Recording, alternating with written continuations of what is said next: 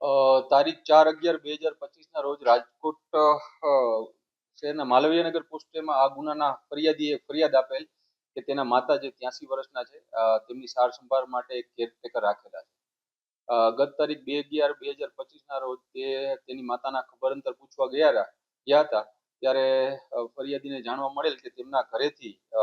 11,20,000 રૂપિયાના સોનાના દાગીના ચોરી થઈ ગયેલા છે. આ ગુના સંબંધે માનનીય ડીસીપી ક્રાઇમ સર જગદીશ ભાંગરવા સરની સૂચનાથી આરોપીઓને તાત્કાલિક પકડવા માટે સૂચના આપેલ હોય, જેથી રાજકોટ શહેર crime branch PI MR Gondaliya, PI Jadav તથા પીઆઈ ડામોરની ટીમની સંયુક્ત બાતમીના આધારે આ ગુનાના બે આરોપી ભાવનાબેન રમેશભાઈ ભૂત અને આશીષભાઈ જનકભાઈ પરમારને સોનાના દાગીનાની કિંમત જે 9,41,300 ના મુદ્દામાલ સાથે પકડી લેવામાં આવેલ છે અને આ બંને આરોપીઓને માલવીનગર પોસ્ટે સોંપી વધુ તપાસ તજવીજ ચાલુમાં છે. આ બેન જે કેરટેકર છે ભાવનાબેન રમેશભાઈ ભૂત, તે આ 83 વર્ષના જે ફરિયાદીના માતા છે તેની સાર સંભાળ રાખતા અને